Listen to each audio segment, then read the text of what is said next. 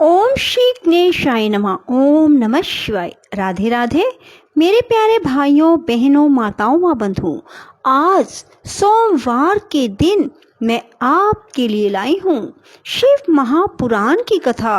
बंधुओं, शिव महापुराण की कथा सुनने मात्र से भगवान शिव शंकर भोलेनाथ की कृपा बरसने लगती है। कहते हैं भगवान थोड़ी सी पूजा से ही प्रसन्न हो जाते हैं। सो भगवान सावन मास में भगवान शिव को प्रिय शिव महापुराण को जरूर सुनिए। बंधुओं, यदि आपने हमारे चैनल को अब तक सब्सक्राइब नहीं किया तो जरूर करें और बेल आइकन दबाना ना भूलें, ताकि आपको हमारी आने वाली सभी वीडियोस की जानकारी सबसे पहले हो सके। बंधुओं, कथा को पूरी सुनने के बाद कमेंट बॉक्स में जय शिव शंकर भोलेनाथ जरूर लिखें। बोलो शिव शंकर भोलेनाथ की जय। श्री राम बोले, देवी, प्राचीन काल में एक समय परम सृष्टा भगवान शंभु ने अपने प्रातपर धाम में विश्वकर्मा को बुलाकर उनके द्वारा अपनी गौशाला में एक रमणीय भवन बनवाया जो बहुत ही विस्तृत था। उसमें एक सिंहासन का निर्माण करवाया गया। उस सिंहासन पर भगवान शंकर ने विश्वकर्मा द्वारा एक छत्र बनवाया जो बहुत ही दिव्य, सदा के लिए अद्भुत और परम उत्तम था। तत्पश्चात उन्होंने सब ओर से इंद्र आदि देवगणों, सिद्धों, गंधर्वों, नाग आदिकों तथा संपूर्ण उपदेवों को भी शीघ्र वहां बुलाया। समस्त वेदों और आगमों को, पुत्रों सहित ब्रह्मा जी को, मुनियों को, अप्सराओं सहित समस्त देवियों को, नाना प्रकार की वस्तुओं से संपन्न थी आमंत्रित किया। इनके सिवा देवताओं, ऋषियों, सिद्धों तथा नागों की 16 कन्याओं को भी बुलवाया, जिनके हाथों में मांगलिक वस्तुएं थी। मुने वीणा, मृदंग आदि नाना प्रकार के वाद्यों को बजवाकर सुंदर गीतों द्वारा महान उत्सव रचाया। संपूर्ण औषधियों के साथ राज्य अभिषेक के योग्य द्रव्य एकत्रित किए गए। प्रत्यक्ष तीर्थों के जलों से भरे हुए 5 कलश भी मंगवाए गए।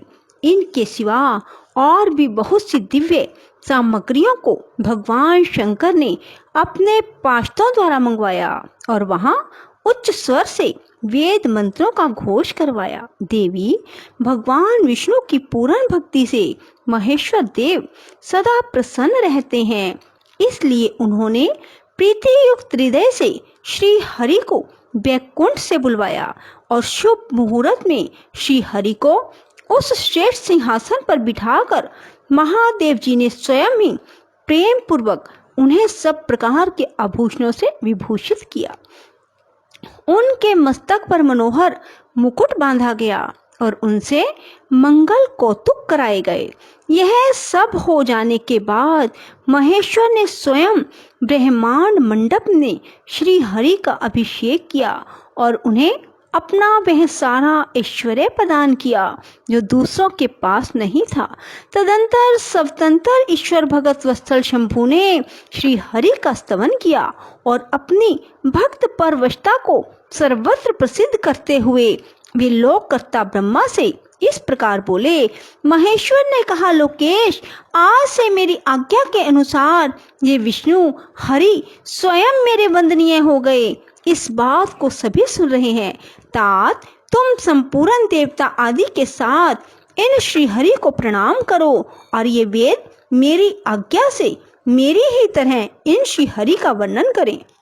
श्री रामचंद्र जी कहते हैं, देवी, भगवान विष्णु की शिव भक्ति देखकर प्रसन्न चित्त हुए वरदायक भक्तवत्सल रुद्रदेव ने उपयुक्त बात कहकर स्वयं ही श्री गरुड़ ध्वज को प्रणाम किया।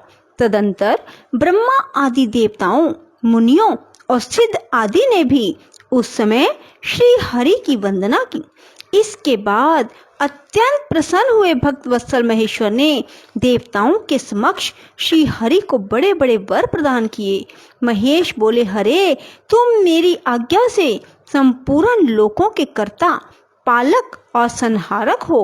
धर्म, अर्थ, काम के दाता, दुर्नीति अथवा अन्याय करने वाले दुष्टों को दंड देने वाले हो वो। महान बल पराक्रम से संपन्न, जगत पूज्य जगदीश्वर बने रहो। समर आंगन में तुम कहीं भी जीते नहीं जा सकोगे। मुझसे भी तुम कभी पराजित नहीं होगे। तुम मुझसे मेरी दी हुई 3 प्रकार की शक्तियां ग्रहण करो। एक तो इच्छा आदि की सिद्धि, दूसरी नाना प्रकार की लीलाओं को प्रकट करने की शक्ति, और तीसरी तीनों लोकों में नित्य स्वतंत्रता। हरे, जो तुमसे द्वेष करने वाले हैं वे निश्चय ही मेरे द्वारा प्रयत्न पूर्वक दंडनीय होंगे। विष्णु, मैं तुम्हारे भक्तों को उत्तम मोक्ष प्रदान करूंगा। तुम इस माया को भी ग्रहण करो, जिसका निवारण करना देवता आदि के लिए भी कठिन है, जिससे मोहित होने पर यह विश्व जड़ रूप हो जाएगा। हरे, तुम मेरी बाईं भुजा हो और विधाता दाहिनी भुजा है। तुम इन विधाता के भी उत्पादक और पालन होगे। और पालक होगे। मेरा हृदय रूप जो रुद्र है वही मैं हूँ, इसमें संशय नहीं है। वह रुद्र तुम्हारा और ब्रह्मा आदि देवताओं का भी निश्चय ही पूज्य है। तुम यहाँ रहकर विशेष रूप से संपूर्ण जगत का पालन करो। नाना प्रकार की लीलाएं करने वाले विभिन्न अवतारों द्वारा सदा सबकी रक्षा करते रहो। मेरे चिन्मय धाम में तुम्हारा जो यह परम वैभवशाली और अत्यंत उज्जवल स्थान है वह गोलोक नाम से विख्यात होगा। हरे, भूतल पर जो तुम्हारे अवतार होंगे वे सब के रक्षक और मेरे भगत होंगे। मैं उनका अवश्य दर्शन करूंगा। वे मेरे वर से सदा प्रसन्न रहेंगे।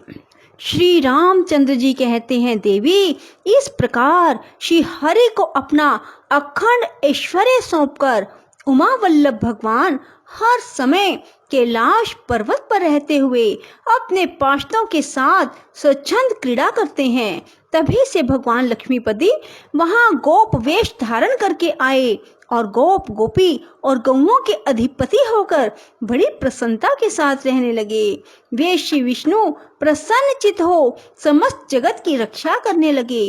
वे शिव की आज्ञा से नाना प्रकार के अवतार ग्रहण करके जगत का पालन करते हैं। इस समय वे ही श्री हरि भगवान शंकर की आज्ञा से 4 भाइयों के रूप में अवतरित हुए हैं। उन 4 भाइयों में मैं सबसे बड़ा राम हूँ, दूसरे भरत हैं, तीसरे लक्ष्मण और चौथे भाई शत्रुघ्न हैं। देवी, मैं पिता की आज्ञा से सीता और लक्ष्मण के साथ वन में आया था। यहाँ किसी निशाचर ने मेरी पत्नी सीता को हर लिया है और मैं विरही होकर भाई के साथ इस वन में अपनी प्रिया का अन्वेषण करता हूँ। जब आपका दर्शन प्राप्त हो गया तब सर्वथा मेरा कुशल मंगल ही होगा। माँ सती, आपकी कृपा से ऐसा होने में कोई संदेह नहीं। देवी, निश्चय ही आपकी ओर से मुझे सीता की प्राप्ति विषयक वर प्राप्त होगा। आपके अनुग्रह से उस दुख देने वाले पापी राक्षस को मारकर मैं सीता को अवश्य प्राप्त करूंगा। आज मेरा महान सौभाग्य है जो आप दोनों ने मुझ पर कृपा की। जिस पर आप दोनों दयालु हो जाएं, वह पुरुष धन्य और श्रेष्ठ है। इस प्रकार बहुत सी बातें कहकर कल्याणमयी सती देवी को प्रणाम करके रघुकुल शिरोमणि श्री राम उनकी आज्ञा से उस वन में विचरने लगे। पवित्र हृदय वाले श्री राम की यह बात सुनकर सती मन ही मन शिव भक्ति परायण रघुनाथ जी की प्रशंसा करती हुई बहुत प्रसन्न हुई, पर अपने कर्म को याद करके उसके मन में बड़ा शोक हुआ। उसकी अंग कांति फीकी पड़ गई। वे उदास होकर शिव जी के पास लौटी। मार्ग में जाती हुई देवी सती बारंबार चिंता करने लगी। मैंने भगवान शिव की बात नहीं मानी और श्री राम के प्रति कुत्सित बुद्धि कर ली। अब शंकर जी के पास जाकर उन्हें क्या उत्तर दूंगी। इस प्रकार बारंबार विचार करके उन्हें उस समय बड़ा पश्चाताप हुआ। शिव के समीप जाकर सती ने उन्हें मन ही मन प्रणाम किया। उनके मुख पर विषाद छा रहा था। वे शोक से व्याकुल और निस्तेज हो गई थी। सती को दुखी देख भगवान हर ने उनका कुशल समाचार पूछा और प्रेम पूर्वक कहा, तुमने किस प्रकार परीक्षा ली। उनकी यह बात सुनकर सती मस्तक झुकाई उनके पास खड़ी हो गई। उनका मन शोक और विषाद में डूबा हुआ था। भगवान महेश्वर ने ध्यान लगाकर सती का सारा चरित्र जान लिया और उन्हें मन से त्याग दिया।